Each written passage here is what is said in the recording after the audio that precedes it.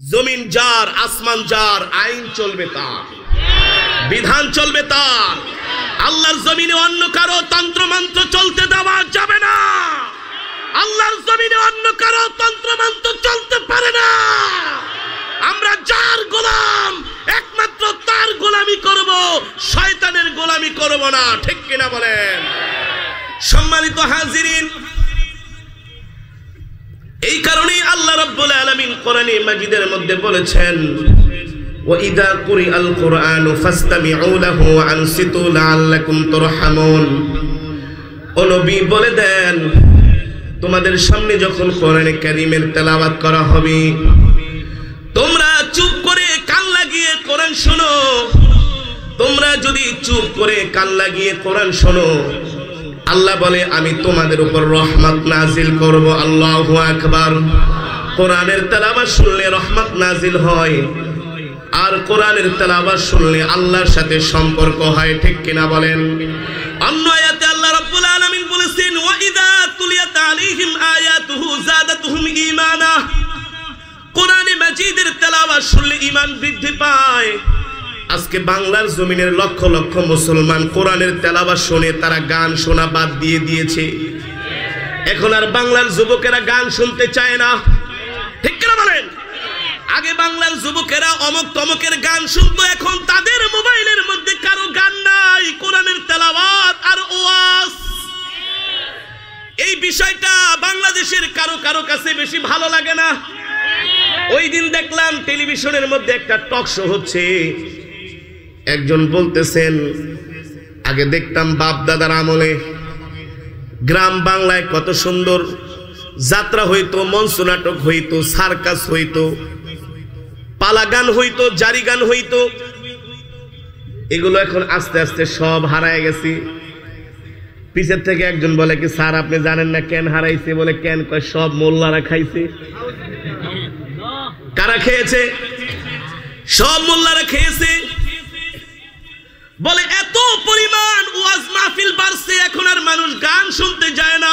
আল্লাহু আকবার। আরে ওয়াজ মাহফিল তো বাড়বে, কোরআনের তেলাওয়াত তো বাড়বে। এই দুনিয়ার জমিনে ইসলাম ছিল, ইসলাম আছে, ইসলাম থাকবে। কোরআন ছিল, কোরআন ছিল, কোরআন আছে, কোরআন থাকবে। ঠিক কিনা বলেন? যতই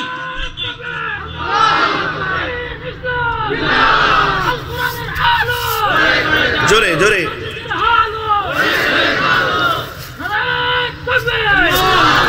সম্মানিত হাজিরিন, আমরা মুসলমান, আমাদের ধর্ম ইসলাম। ঠিক কিনা বলেন?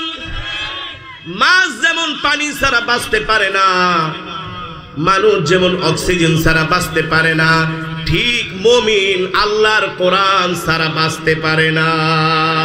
যেটা আল্লাহর কোরআন ছাড়া বাঁচে ওইটা আসলে মুমিন না, ইমানদার না, তার ইমান নাই। ঠিক কিনা বলেন? সম্মানিত হাজিরিন, আজকে বাংলার জমিনে ইসলামের বিরুদ্ধে যতই ষড়যন্ত্র করা হচ্ছে, আল্লাহ তাআলা ততই মুসলমানের ঈমানি শক্তি বাড়ায় দিচ্ছেন। ঠিক কিনা বলেন? এটা নতুন কোনো কথা না। আমার নবীও যখন মক্কার জমিনে কোরআনের দাওয়াত দিতেন, আবু জেহেল, উতবা, সাইবা, আবু লাহাবরা কোরআনের দাওয়াত পছন্দ করে নাই। ঠিক কিনা বলেন?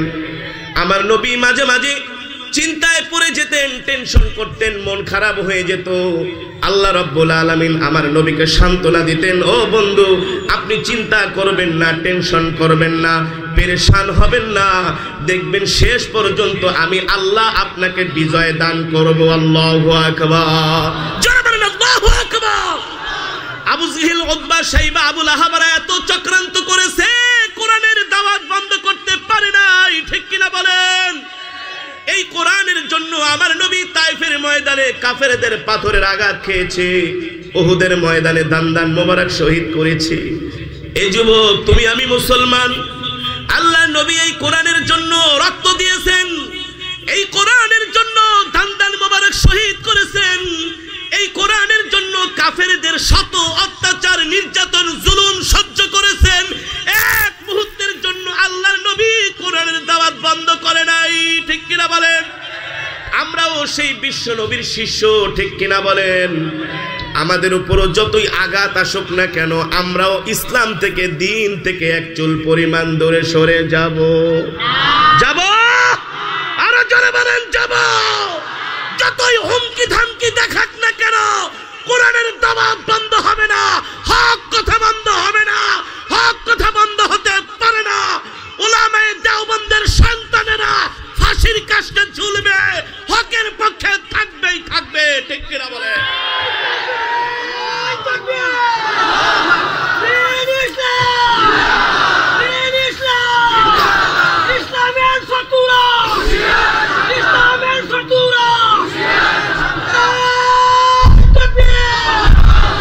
হামলা মামলা জেল জুলুম জরিমানা করে ইসলামের অগ্রযাত্রাকে রোধ করা যাবে না আবু জেহেলও করেছিল কোনো লাভ হয় নাই হয়েছে কোনো লাভ হয় নাই এই কারণে বলতে চাই আসমানের নিচে জমিনের উপরে উলামায়ে কেরাম হচ্ছে জাতির শ্রেষ্ঠ সন্তান তাদেরকে মুক্তি দিয়ে দিন ঠিক কিনা বলেন আল্লাহর রহমত আসবে ঠিক কিনা বলেন মজলুম আলেমের চোখের পানি আল্লাহ বরদাস্ত করতে পারে না সম্মানিত হাজিরিন যেটা বলতেছিলাম মিস্টার আবু জেহেলরা কোরআনের দাওয়াত বন্ধ করার জন্য আমার নবীর বিরুদ্ধে অনেক চাপ প্রয়োগ করেছেন এই যুবক করেছে কি করেছে না কেমন চাপ আবু জেহেল উতবা সাইবা আবু লাহাবরা চাচা আবু তালিবের বাড়িতে এসে বলে আবু তালিব আপনি বয়োবৃদ্ধ মানুষ আমরা আপনাকে সম্মান করি শ্রদ্ধা করি ভালোবাসি কিন্তু মুহাম্মদকে থামান মুহাম্মদকে বলেন কোরআনের দাওয়াত বন্ধ করে দিতে যদি কোরআনের দাওয়াত বন্ধ না করে তাহলে আমরা মুহাম্মদের বিরুদ্ধে ডাইরেক্ট অ্যাকশনে যাব নাউজুবিল্লাহ আরে বেটা তুই ডাইরেক্ট অ্যাকশনে যে কি করবি মুহাম্মদ তো নিজের কাজ করে না আল্লাহ তাআলার হুকুম মানে ঠিক কি না বলেন আল্লাহর নির্দেশ মানে আল্লাহু আলা কুল্লি শাইইন কাদির সর্বময় ক্ষমতার মালিক মুহাম্মদ নিজের থেকে কিছু বলে না আল্লাহর নবী যা বলেন সব আল্লাহ তাআলার পক্ষ থেকে ওমা ইয়ানতিকু আনিল হাওয়া ইন হুয়া ইল্লা ওয়াহয়ু ইউহা জিবরাইল আল্লাহর নবীর কাছে কোরআনের আয়াত নিয়ে আসে নবীজি সাহাবীদেরকে ডাক দিয়ে বলে এই শোনো আজকে থেকে তোমাদের উপরে আল্লাহর বিধান নাজিল হয়েছে জারি হয়েছে তোমরা তোমাদের স্ত্রী সন্তানদেরকে পর্দা করতে বলবা কেউ যাতে বেপরদায় আর ঘর থেকে বের না হয় লিবাসুত তাকওয়া পর্দার পোশাক পরতে বলবা এই কথাগুলো যখন আবু জেহেলরা শোনে তারা চায়ের দোকানে যায় বলে দেখছো মুহাম্মদ 2 দিন পর পর নতুন নতুন কথা বলে নাউজুবিল্লাহ বলে 2 দিন পর পর নতুন নতুন কথা বলে বলে কি বলছে বলে এই যে দেখো এখন মহিলাদেরকে পর্দার মধ্যে ঢুকতে বলতেছে এই সমাজের মধ্যে এমন কিছু মানুষ আছে আবু জেহেলের মতো কথা বলে বলে আলেমরা খালি ফতোয়া দেয় বলে কি বলে না আরে ফতোয়া দেওয়ার রাইট আলেমদের আছে অন্য কারো নাই ফতোয়া যদি দিতে হয় আলেমরাই দিবে সুপ্রিম কোর্ট থেকে এই অথরিটি আলেমদেরকে দেওয়া হয়েছে তোমাদেরকে না ঠিক কিনা বলেন সম্মানিত হাজিরিন আবু জেহেল চূড়ান্ত পর্যায়ে চাচা আবু তালিবকে বলে শোনো ভাতিজা মুহাম্মদকে বলে দিবা সে যদি মক্কার নেতৃত্ব চায় মক্কার নেতৃত্ব দেওয়া হবে আজকে তো আমাদের পকেটে 1000 টাকার নতুন একটা নোট ঢুকায় দিলে আমরা দরবারি আলেমরা একেবারে ফতোয়া উল্টায় ফেলাই তেল মারতে মারতে যত খাঁটি সরিষার তেল আছে সব মাখতে থাকি ঠিক কিনা বলেন এই দেশে কিছু তেলবাজ আলেম আছে দরবারি মৌলবি আছে আছে কি আছে না যারা 500-1000 টাকা পাইলে ইসলামের ক্ষতি করতেও কোনো দ্বিধা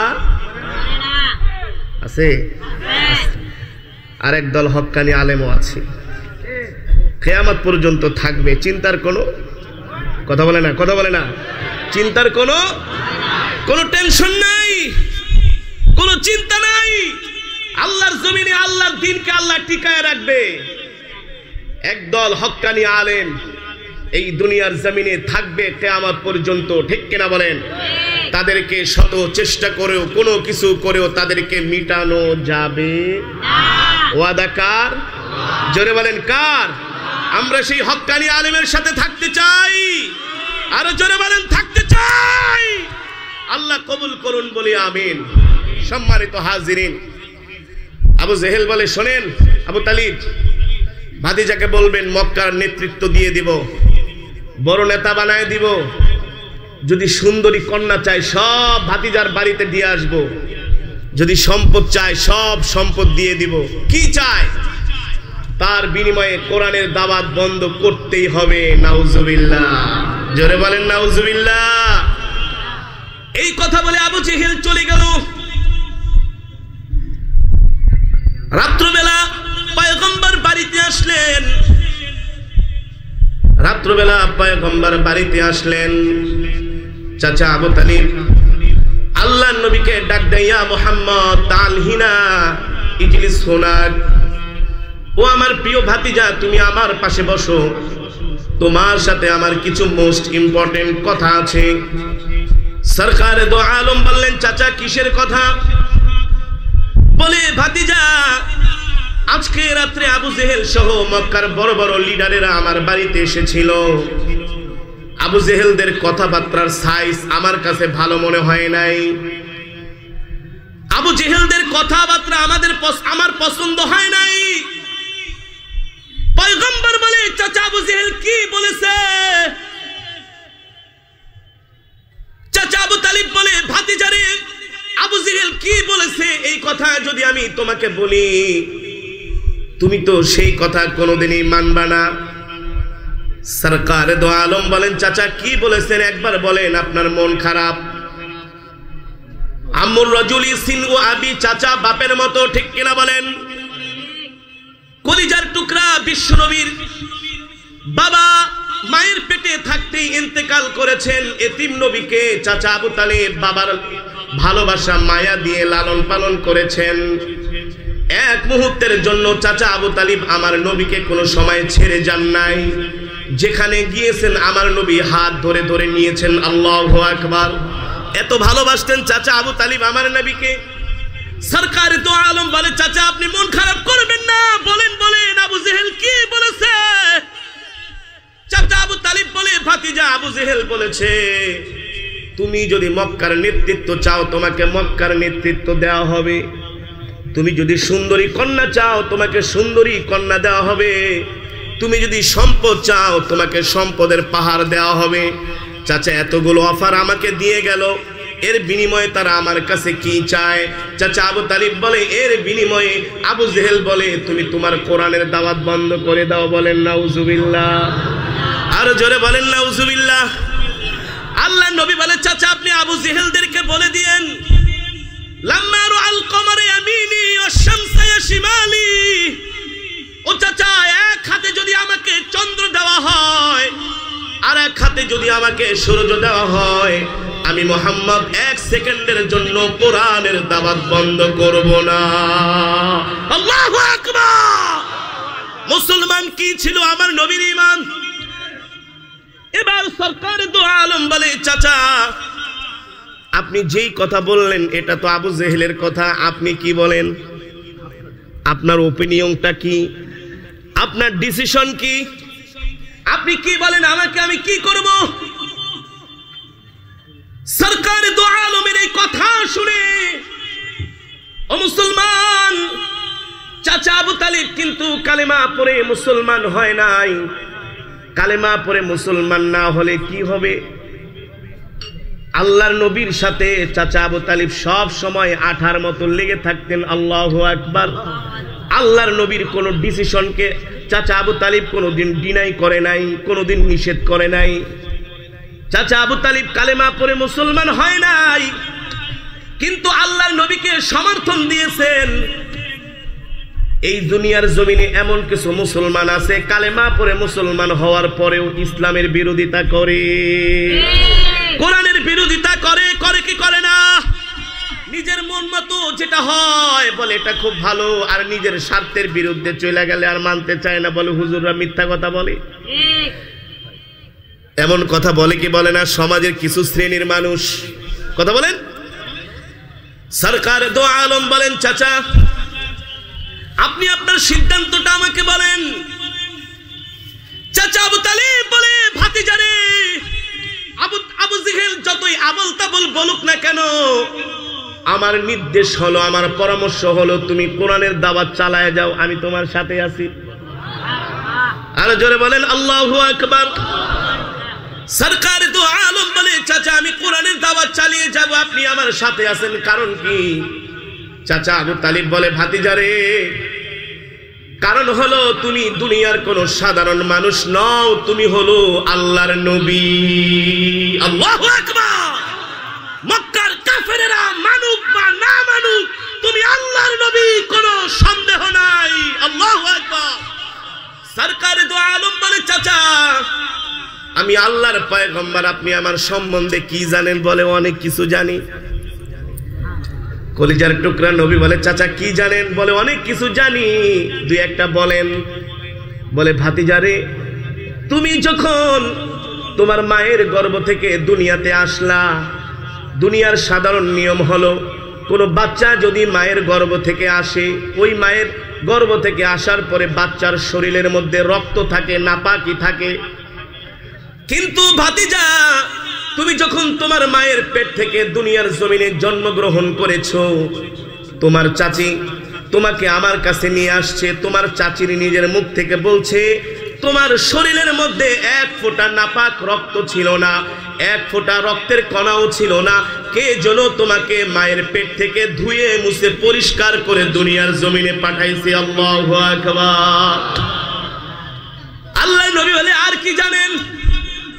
চাচা আবু তালিব বলে, ভাতিজারে, তুমি যখন তোমার মায়ের পেট থেকে জন্ম নিয়েছো, তোমার শরীরের ঘ্রাণে আমাদের পুরো শহর জান্নাতের খুশবুতে ভরে গিয়েছে। আল্লাহু আকবার। তুমি যখন সুবহে সাদিকের সময় জন্ম নিলা, নেওয়ার সাথে সাথে এমন ঘেরান আমরা নাকের মধ্যে পাচ্ছি, জীবনে কোনোদিন এত সুন্দর ঘেরান পাই নাই। ভাতিজারে, এটা দুনিয়ার কোনো সাধারণ ঘেরান নয়, আমাদের কাছে মনে হয় জান্নাতের খুশবু দুনিয়াতে চলে এসেছে। আল্লাহু আকবার। সরকার দো আলম বলে, চাচা আর কি জানেন? বলে, ভাতিজারে, দুনিয়ার সাধারণ নিয়ম হলো, কোনো বাচ্চা যদি মায়ের পেট থেকে জন্ম নেয়, কিছুদিন পরে ওই বাচ্চার সুন্নতে খাতনা করতে হয় কি হয় না? কিন্তু ভাতিজা, বিশ্বাস করো, তুমি যখন তোমার মায়ের পেট থেকে জন্ম নিয়েছো, আমি দেখেছি কে যেন তোমাকে তোমার মায়ের পেটের মধ্যেই সুন্নত খাতনা করে দিয়েছে। আল্লাহু আকবার। সরকার দো আলম বলে, চাচা আর কি জানেন? বলে, ভাতিজারে, তুমি যেই দিন জন্ম গ্রহণ করেছো, ভাতিজা,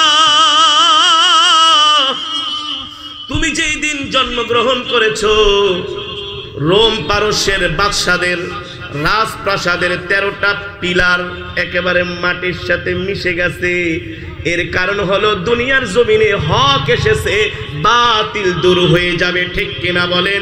হক এসেছে, অন্যায় দূর হয়ে যাবে, ঠিক কিনা বলেন? সরকার দো আলম বলে, চাচা আর কি জানেন? বলে, ভাতিজারে, একদিন আমি বিকালবেলা বাজারে গিয়েছি, তোমার কথা আমার মনে পড়ে গেছে, ভাতিজাকে বাড়িতে রেখে আসলাম, তোমাকে দেখার জন্য আমার কলিজা ছটফট করতেছে। আমি সন্ধ্যার সময় বাজার থেকে বাড়ির দিকে আসতেছি, আকাশের দিকে তাকায় দেখি পূর্ণিমার চাঁদটাও তোমার বাড়ির দিকে আসতেছে। আমি কতটুকু আর দ্রুত হাঁটি, এর চাইতে আরো দ্রুত চাঁদ তোমার বাড়ির দিকে হেঁটে হেঁটে আসতেছে। আমিও আগাই, পূর্ণিমার চাঁদও আগায়, আমি আগাই, পূর্ণিমার চাঁদও আগাই। রে ভাতিজা, তোমার ঘরের কাছে আসতে আসতে আমি দেখি পূর্ণিমার চাঁদ একেবারে তোমার ঘরের ছাদের উপরে। আমি ভয় পেয়ে গেলাম, নাকি আকাশের চাঁদ আমার ভাতিজার উপরে আশ্রে পড়ে। খোদার কসম করে বলি, ভাতিজা, আমি যতই আগাই দেখি আকাশের চাঁদ তোমার দিকে আগাইতেছে। আমি একেবারে তোমার কাছাকাছি চলে আসলাম, দেখি আকাশের চাঁদ এসে আমার ভাতিজার সাথে খেলা করতেছে। আল্লাহু আকবার। জোরে বলেন আল্লাহু আকবার। এ ভাতিজা, তুমি কি বলো? কোরআনের দাওয়াত বন্ধ করবা মানে? ওদের হুমকি ধামকিতে, আবু জেহেলের হুমকি ধামকিতে কোরআনের দাওয়াত বন্ধ হবে না। ভাতিজা, তুমি কোরআনের দাওয়াত চালায় যাও, আমি আবু তালিব তোমার সাথে আছি। আল্লাহু আকবার। সম্মানিত হাজিরিন, আজকে দুঃখের সাথে বলতে হয় সারা পৃথিবীতে মুসলমানদের বিরুদ্ধে বিভিন্নভাবে ষড়যন্ত্র শুরু হয়েছে। শুধু এখন মুসলমানদের বিরুদ্ধে অমুসলিমরা ষড়যন্ত্র করে না, যেই পবিত্র ভূমি থেকে ইসলামের সূচনা হয়েছিল ওই পবিত্র ভূমি থেকে ইসলামের বিরুদ্ধে ষড়যন্ত্র হচ্ছে। কি সূক্ষ্ম ষড়যন্ত্র! সৌদি আরবের প্রতিটা মসজিদ থেকে দাওয়াত ও তাবলীগের মতো মোবারক জামাতকে তারা নিষিদ্ধ করেছে। নাউজুবিল্লাহ বলেন, আর জোরে নাউজুবিল্লাহ বলেন। শত বছরের ঐতিহ্য দাওয়াত ও তাবলীগকে তারা ফতোয়ার মাধ্যমে নিষিদ্ধ করেছে। অথচ গত সপ্তাহে সৌদি আরবে একটা কনসার্ট হয়েছে সৌদির জিদ্দায়। সেখানে ভারত, আমেরিকা, ফ্রান্স, রাশিয়া থেকে গান গাওয়ার জন্য শিল্পীদেরকে নেওয়া হয়েছে কোটি কোটি ডলার খরচ করে। বেশি না, ওই গানের অনুষ্ঠানে মাত্র 7 লাখ সৌদির যুবক যুবতীরা উপস্থিত হয়ে গানের তালে তালে নেচেছে, মদ খেয়েছে, আল্লাহর পবিত্র জমিনকে তারা অপবিত্র করেছে। নাউজুবিল্লাহ বলেন। কিছু মানুষ কথায় কথায় সৌদি আরবের দলিল দেয়। এই বেটা, সৌদি আরবের কোন দলিল নাই, দলিল হবে কোরআন ও হাদিস। ঠিক কিনা বলেন? আর ইতিহাস পড়ে দেখো, সৌদি আরবে কোনো বড় আলেম নাই, কোনো বড় আলেমের জন্ম হয় নাই। এই পৃথিবীর জমিনে ইমামে আহমদ, ইমামে আজম আবু হানিফা, ইমামে শাফি, ইমামে আহমদ ইবনে হাম্বল, ইমামে মালিক, ইমাম বুখারী, ইমাম তিরমিজি, ইমাম নাসাই, সবার জন্ম হয়েছে আরবের বাইরে। আরবের বাইরে রোম, পারস্যে, মক্কায় একটাও নাই। সুতরাং কিছু মানুষ কথিত শায়েখ যারা ঘুমটা দেয়, কথায় কথায় সৌদির আলেমদের রেফারেন্স টানে। টানে কি টানে না? আপনাদের কাছে প্রশ্ন, সৌদির পবিত্র জমিন থেকে দাওয়াত ও তাবলীগকে নিষিদ্ধ করে তারা নায়িকা গায়িকা দিয়া যেই কনসার্টের আয়োজন করেছে, দাওয়াত ও তাবলীগের চাইতে গান গাওয়া খুব ভালো, ঠিক না? খুব ভালো না? তারা গান নিষিদ্ধ করতে পারে না, তারা দাওয়াত ও তাবলীগ কোরআনের দাওয়াতকে নিষিদ্ধ করে। এর মানে হলো তারা ইহুদিদের দালাল হয়ে গিয়েছে, দালাল। ঠিক কিনা বলেন? তাদেরও শেষ রক্ষা হবে না। তেল বিক্রি করো আর 14টা 16টা করে বিয়া করো আর মজা মাস্তি করো, মালদ্বীপে যায় ফুর্তি করো, আল্লাহর কাছে জবাব দিতে হবে। তারা এখন ভিশন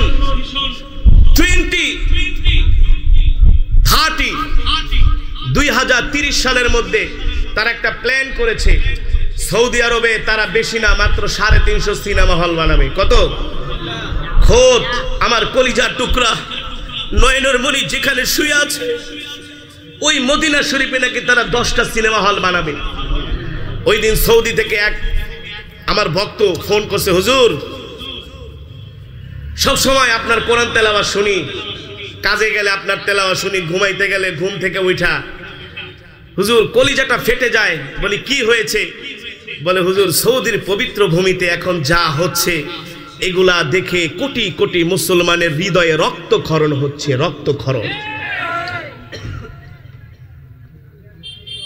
বলে হুজুর সৌদি আরবের রিয়াদে একটা ডিপ্লোম্যাটিক আলাদা একটা জোন, একটা এরিয়া করা হয়েছে, সেখানে হালাল পতিতালয়, পতিতালয় বলে আবার হালাল হয়, চিন্তা করছে?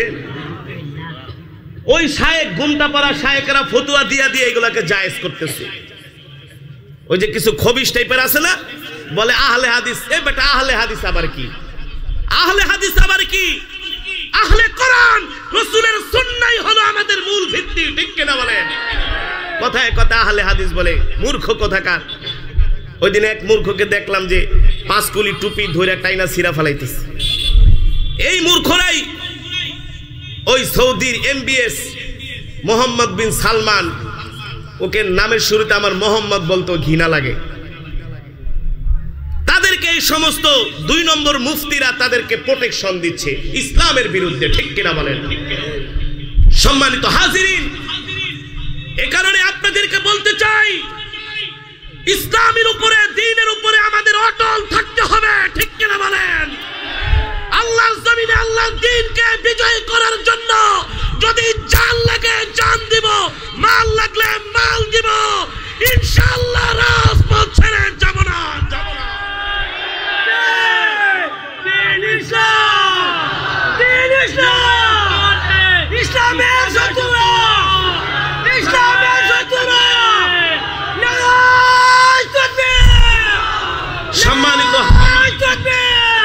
সম্মানিত হাজিরিন, ইসলাম ছিল, ইসলাম আছে, হক্কানি ওলামায়ে কেরাম ছিল, ওলামায়ে কেরাম আছে, ওলামায়ে কেরাম থাকবে। একদল যাবে আর এক দল আসবে, ঠিক কিনা বলেন? বদরের প্রান্তরে আল্লাহর নবীর কলিজার টুকরা পুত্র যায়েদ ইবনে হারেসা শাহাদাত বরণ করেছেন। ইসলামের ঝান্ডাকে মাটিতে পড়তে দেয় নাই। জাফর বিন তাইয়ার মুতার প্রান্তরে শাহাদাত বরণ করেছেন, কালেমার ঝান্ডাকে মাটিতে পড়তে দেয় নাই। আব্দুল্লাহ বিন রওহা শাহাদাত বরণ করেছেন, কালেমার ঝান্ডা মাটিতে পড়তে। খালিদ ইবনুল ওয়ালিদ কালেমার ঝান্ডা হাতে তুলে নিলেন। মনে রাখবেন, আল্লাহর জমিনে আল্লাহর দ্বীনকে বিজয় করার জন্য প্রয়োজনে এমন খালিদ ইবনুল ওয়ালিদ প্রতিটা ঘরে ঘরে জন্ম নেবে। এ কারণে আমাদেরকে ইসলামের উপরে অটল অবিচল থাকতে হবে, দ্বীনের উপরে আমাদের অটল অবিচল থাকতে হবে। শুধু তাফসীর মাহফিলে এসে ওয়াজ শুনলেই হবে না, এই ওয়াজ শুনে নিজের ঈমানি শক্তিকে বৃদ্ধি করে আমাদেরকে খাঁটি মুসলমান হতে হবে। 6 নাম্বার মুসলমান না, 5 নাম্বার মুসলমান না। আল্লাহ বলেছেন, ইয়া আইয়ুহাল্লাযীনা আমানু দুখুলু ফিস সিলমি কাফা ওয়া লা তাত্তাবিউ খুতুওয়াতিশ শাইতান। আল্লাহ বলেছেন, ইসলামের মধ্যে পরিপূর্ণভাবে প্রবেশ করো। যতদিন না পর্যন্ত আমরা পরিপূর্ণভাবে ইসলামকে না মানব, ততদিন পর্যন্ত আমাদের উপরে আঘাত আসতেই থাকবে, পরাজয় আসতেই থাকবে, ঠিক কিনা বলেন? এই কারণে আমাদের মধ্যে ঐক্য দরকার। কি দরকার? ঐক্য দরকার। এক প্ল্যাটফর্মে আসা দরকার। আমরা কেউ কাউকে, নিজেকে কেউ কাউকে আমরা দুশ্মন মনে করব না, প্রতিপক্ষ মনে করব না। আমার টুপি হতে পারে 5 কুলি, আপনারটা হতে পারে লম্বা, তারটা হতে পারে একেবারে 1-1.5 তলা লম্বা। আমার পাঞ্জাবি হতে পারে ফাড়া, আপনারটা হতে পারে গোল। এটা কোনো বিষয় না, এটা কোনো ম্যাটারই না। টুপি দিয়া ইসলাম কায়েম হবে না, জামা দিয়া ইসলাম কায়েম হবে না। আমরা এক কালিমাওয়ালা মুসলমান, আমরা এক কালিমাওয়ালা মুসলমান, ঠিক কিনা বলেন?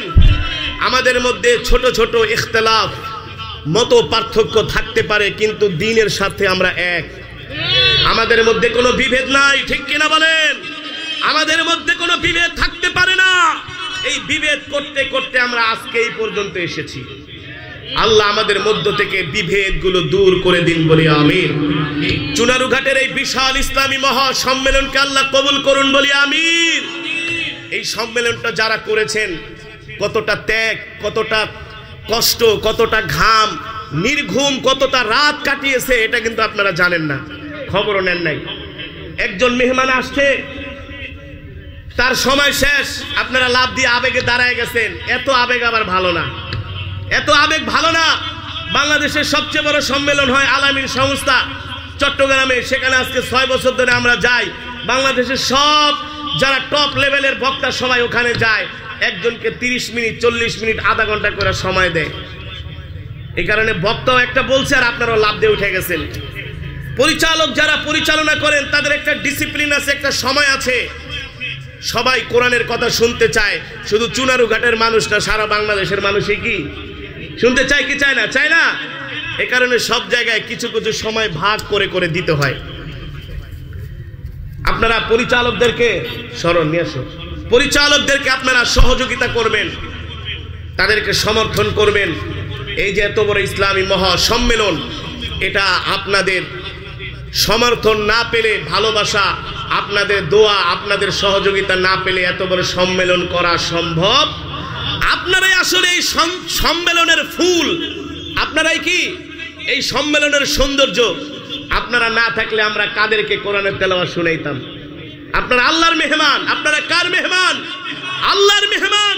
আপনারা কোরআন শোনার জন্য এসেছেন, ইসলামের কথা শোনার জন্য এসেছেন। ও মুসলমান, আজকে এই মাহফিলগুলোর কারণে বাংলার জমিন থেকে সিনেমা হল বন্ধ হয়ে গেছে, মঞ্চ নাটক বন্ধ হয়ে গেছে, যাত্রা বন্ধ হয়ে গেছে, ঠিক কিনা বলেন?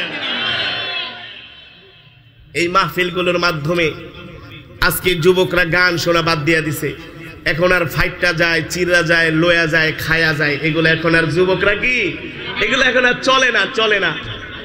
এখনো সিনেমা হলের ভিতরে তালা, সিনেমা হলের মধ্যে কি তালা, বলে এই অঘটন কারা ঘটাইলো? সব মোল্লারা, সব দোষ নাকি মোল্লাদের। আচ্ছা, আপনাদের কাছে প্রশ্ন, এই যে কোরআনের মজমায় আসছেন, কেউ বৈশাখে দুই একটা বিড়ি বুড়ি টান মারছেন নাকি? কথা বলেন, কোনো সুযোগ আছে? গান শোনার সুযোগ আছে? বিড়ি খাওয়ার সুযোগ নাই, গান শোনার সুযোগ নাই, বাংলা সিনেমা দেখার সুযোগ নাই, ফুটবল খেলা দেখার সুযোগ নাই। তাহলে এখানে যতক্ষণ বসে থাকবেন আল্লাহর রহমতের ফেরেশতারা আমাদের জন্য মাগফিরাতের দোয়া করতে থাকবে। তো আমরা তো চাই এদেশের মুসলমান, এদেশের যুবকগুলো ইসলামের পথে চলে আসুক। তারা গাঁজা খাওয়া ছেড়ে দেখ, ইয়াবা খাওয়া ছেড়ে দেখ, ফেন্সিডিল খাওয়া ছেড়ে দেখ, তারা নেশা করা ছেড়ে দেখ, তারা ছিনতাই করা, ডাকাতি করা ছেড়ে দেখ। এক একজন যুবক আদর্শ যুবক হোক, ঠিক কিনা বলেন? এটা কি আমাদের অন্যায়? কথা বলেন। এই কারণে অনেক নামদারি মুসলমান আমাদের বিরুদ্ধে লেগে গেছে, বলে হুজুর আপনারা তো দেশের মানুষদেরকে একেবারে টুপি টুপি পাঞ্জাবি পরায় মৌলবি বানায় ফেলতেছেন। আমরা বলি হ্যাঁ, সেই দিন আর বেশি দূরে নয়, এদেশে কালেমার পতাকা উড়বে, কোরআনের শাসন প্রতিষ্ঠা হবে, ঠিক কিনা বলেন? সেই দিন আর বেশি দূরে নয়। নাসরুম মিনাল্লাহি ওয়া ফাতহুন।